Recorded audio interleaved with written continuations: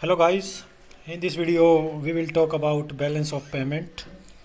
तो ये जो टॉपिक रहने वाला है ये मोस्ट इम्पॉर्टेंट टॉपिक है यूजीसी नेट एग्ज़ाम इकोनॉमिक्स के लिए और यूपीएससी सिविल सर्विस के लिए भी क्या है कि इम्पोर्टेंट टॉपिक रहेगा ये।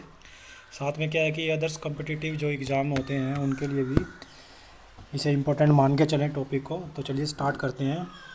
बैलेंस ऑफ पेमेंट, तो पहले ये समझेंगे बैलेंस ऑफ पेमेंट होता क्या है। तो the balance of payments is a record of A countries transactions with the rest of the world. It shows the receipt from trade. It consists of the current and capital account. तो इसमें क्या है कि balance of payment क्या होता है, एक record होता है।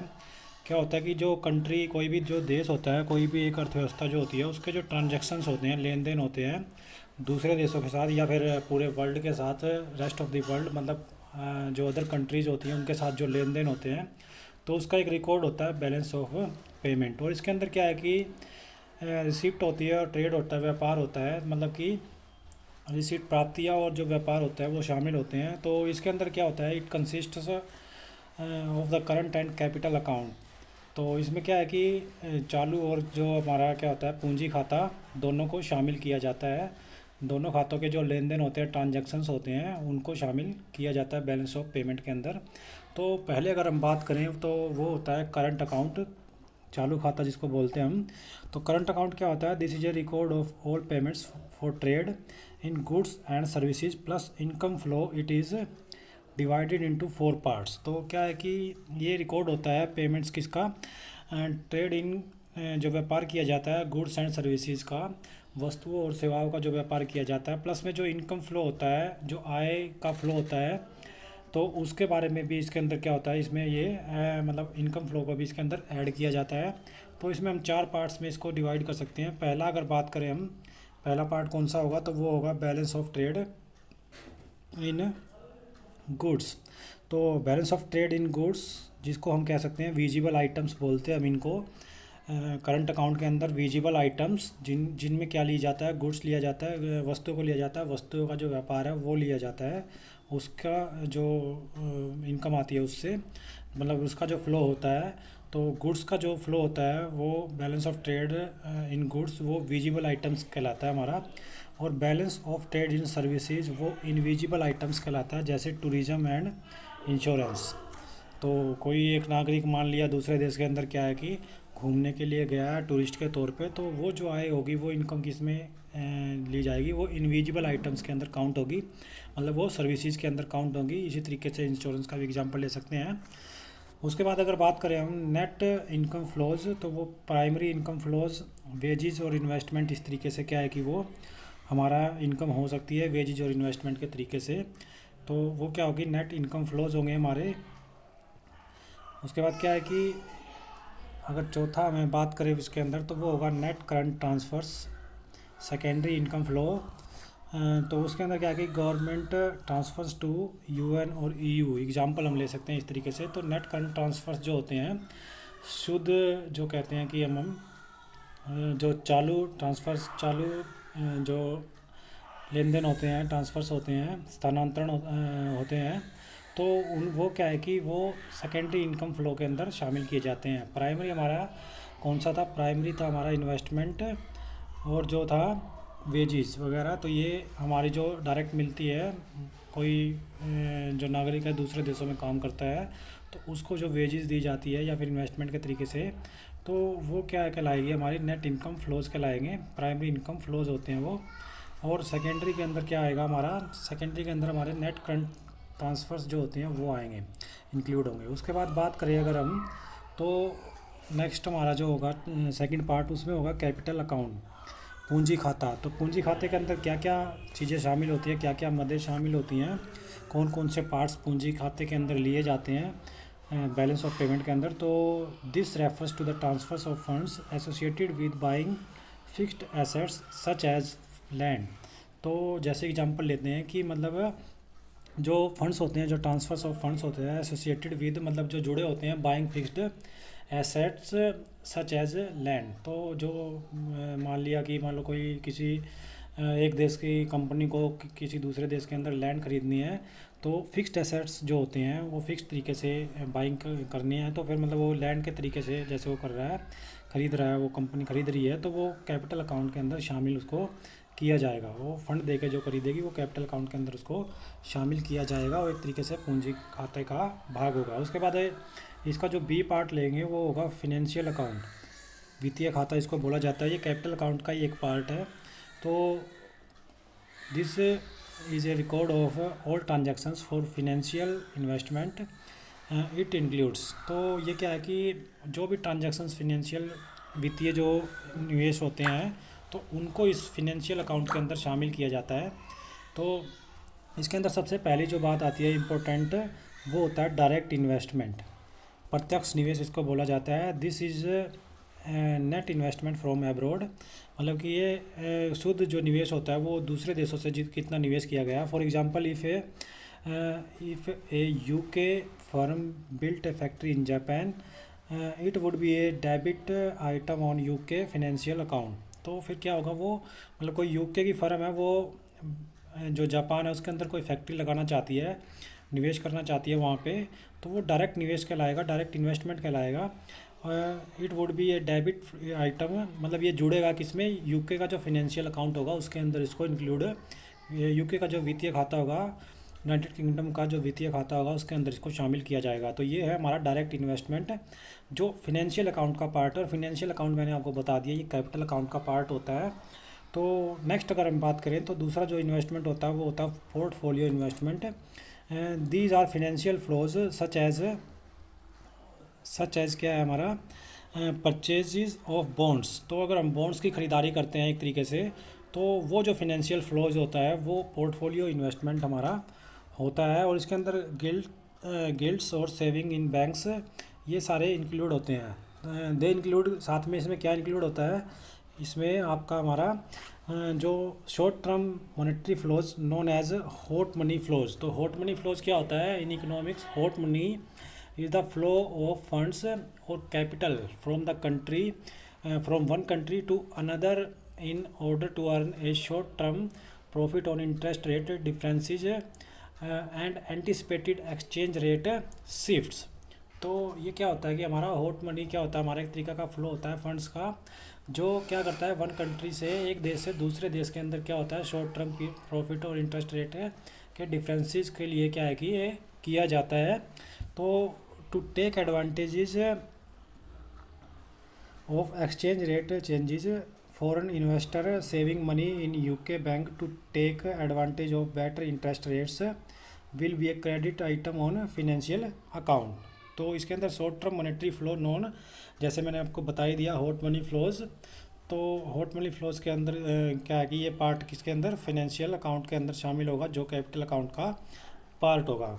बात करें इसके अंदर जो तीसरा अकाउंट रहता है, तीसरा अकाउंट वैसे क्या है कि वो एक एरर के तरीके से हम को लेकर चलते हैं, जिसको हम बैलेंसिंग आइटम बोलते हैं। ये अकाउंट की हमें जब जरूरत पड़ती है, जब कोई दोनों अकाउंट्स के अंदर क्या है कि जो ट्रांजैक्शंस होते हैं करंट अकाउंट और कैपिटल अकाउंट के अंदर, अगर कोई एरर्स रह जाता है तो बैलेंसिंग आइटम की जरूरत पड़ती है। तो in practice when the statistics are compiled there are likely to be errors, therefore the balancing item allows for these statistical discrepancies।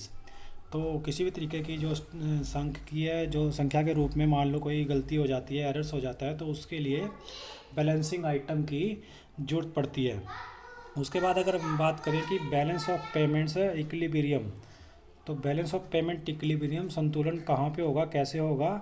A country is said to be in balance of payment equilibrium when the sum of its current account and its non reserve capital account equal 0। मतलब कि क्या होगा हमारा, ये जब equals to zero हो जाएंगे, एक country is set to be in balance of payment equilibrium. कब होगा balance of payment equilibrium, when the sum of its current account and its non reserve capital account. तो गैर जो रिजर्व होंगे capital account के और साथ में करंट अकाउंट के, तो जब वो इक्वल टू जीरो हो जाते हैं तो हमारा क्या होता है, बैलेंस ऑफ पेमेंट इक्विलिब्रियम के अंदर आ जाता है। So that the current account balance is क्या होगा, financed entirely by international lending without reserve movements. तो इस तरीके से क्या होगा, बैलेंस ऑफ पेमेंट हमारा संतुलन के अंदर होगा जब करंट अकाउंट्स और नॉन रिजर्व कैपिटल अकाउंट्स के जो जोड़ होगा, सम होगा, वो इक्वल टू किसके बराबर हो जाए, जीरो के बराबर हो जाए। तो when the demand and supply of any foreign currency in a country in a given time period is equal, it is termed as equilibrium position in the balance of payment. The surplus of the balance of payment occurs when the total payments are exceeded by the total receipt. तो क्या होगा, when the demand and supply of any foreign currency in a country in a given time period is equal, it is termed as equilibrium position in the balance of payment. तो the surplus in the balance of payment, तो जो उसका भुगतान शेष का अधिशेष होगा, जो वो क्या होगा, occurs when the total payments are exceeded, आगे निकल जाएगा किससे, टोटल रिसीट से। तो इस तरीके से क्या होगा, वो संतुलन में हमें करना पड़ेगा डिमांड एंड सप्लाई के अकॉर्डिंग, फॉरेन करेंसी के अकॉर्डिंग, तो वो संतुलन में इस तरीके से किया जाएगा। उसके बाद क्या है कि in a floating exchange rate the supply of, तो जो लॉसिल तरीके से क्या होती है, हमारी एक्सचेंज रेट होती है, विनिमय दर होती है, वो supply of currency will also equal the demand for currency and the balance of payment is zero. तो वो हमें करनी पड़ेगी इस तरीके से, अर्थव्यवस्था के अंदर चेंज करना पड़ेगा किसको, जो करेंसी की डिमांड है उसको इक्वल करना पड़ेगा करेंसी की सप्लाई के, तब जाके balance of payment is equal to zero होगा इन फ्लोटिंग एक्सचेंज रेट के अकॉर्डिंग अगर हम चलते हैं तो। Therefore if there is a deficit on the current account, there will be a surplus on the financial and capital account. तो therefore if there is a deficit on the current account, तो क्या है कि किसी तरीके का अगर घाटा होता है करंट अकाउंट के अंदर, चालू खाते के अंदर, तो there will be a surplus on the financial और कैपिटल अकाउंट। तो यहाँ पे क्या करना पड़ेगा, सरप्लस ऑन द फिनेंशियल और कैपिटल अकाउंट के अंदर जो होगा वो हमें क्या करना पड़ेगा, वो सरप्लस तरीके से दिखाना पड़ेगा, उसमें हमें बढ़ाना पड़ेगा उसको। उसके बाद क्या है कि if there was an increase in interest rate, this would cause hot money flow to enter the UK. तो यूके का जैसे एग्जांपल ले लिया, if there was an increase in interest rate, this would cause hot money flow. तो अगर interest rate अगर बढ़ जाते हैं, तो ब्याज की दर अगर बढ़ जाती हैं, तो क्या हो गए, hot money flows to enter the UK. तो फिर there would be a surplus on the financial account. तो ये किस तरीके का क्या होगा, हमारा फाइनेंशियल अकाउंट के अंदर सरप्लस का काम करेगा अगर ब्याज की दरें बढ़ जाती है। तो the appreciation in the exchange rate would make export less competitive and imports more competitive. Therefore, with fewer exports and more imports, there would be a deficit on the current account. तो क्या होगा कि अगर export हमारे कम हो जाते हैं और इंपोर्ट ज़्यादा हो जाते हैं, तो वो किसका कारण बनेंगे, हमारा करंट अकाउंट के अंदर डेफिसिट का कारण बनेंगे, घाटे का कारण बनेंगे। उसके बाद अगर हम बात करें factor affecting the balance of payment, तो कौन से वो फैक्टर्स हैं जो बैलेंस ऑफ पेमेंट को प्रभावित करते हैं। एक current account deficit could be caused by factors such as, first जो होगा हमारा वो क्या होगा, the rate of consumer spending on imports. For example during the economic boom there will be increase spending and this will cause a deficit on the current account. The rate of consumer spending on import, तो जितना भी consumer spending मतलब जो उपभोक्ता होते हैं वो खर्च करेंगे इंपोर्ट्स के ऊपर। For example during an economic boom, जब इकोनॉमी की जो स्थिति है वो बूम पे है, उच्च उसकी जो है प्रायोरिटी है, मतलब इकोनॉमी काफ़ी बूम पे है, तो क्या होगा, there will be increased spending and this will cause a deficit on current account. तो जो कंज्यूमर्स जो स्पेंडिंग होगी वो बढ़ेगी, वो ज़्यादा होगी, इस कारण से क्या होगा, वो कारण बनेगी किसका, करंट अकाउंट के अंदर, चालू खाते के अंदर डेफिसिट का, घाटे का। अगर इकोनॉमी कोई बूम कर रही है, वो आगे बढ़ रही है, प्रगति कर रही है, ग्रोथ कर रही है, तो ग्रोथ के अंदर क्या होगा, जो कंज्यूमर स्पेंडिंग होगी इंपोर्ट्स के अंदर वो बढ़ेगी और वो डेफिसिट का कारण बनेगी करंट अकाउंट के अंदर। इंटरनेशनल कम्पिटिटिवनेस, तो एक साथ में दूसरा पॉइंट इसमें आता निकल के कि क्या इफ़ेक्ट करता है, क्या इफ़ेक्ट डालता है बैलेंस ऑफ पेमेंट के अंदर। तो वो होता है इंटरनेशनल कम्पिटिटिवनेस। तो जो इंटरनेशनल जो सभी देशों के बीच में जो एक कंपटीशन चलता है, if a country experiences higher inflation than its competitors exports will be less competitive, leading to lower demand। तो if a country experiences higher inflation, तो कोई अगर देश जो है वो महंगाई का अगर क्या कर रहा है, अनुभव कर रहा है, तो then its competitors exports will be less competitive. तो उसका जो कंपिटिटर्स होंगे वो क्या, exports will be less competitive, leading to lower demand. तो वो क्या करेंगे, लेस कम्पिटिटिव रखेंगे एक्सपोर्ट को, उसके जो कम डिमांड होगी, कम मांग के अकॉर्डिंग। उसके बाद अगर हम बात करें एक्सचेंज रेट, तो एक्सचेंज रेट भी काफ़ी बैलेंस ऑफ पेमेंट को प्रभावित करती है।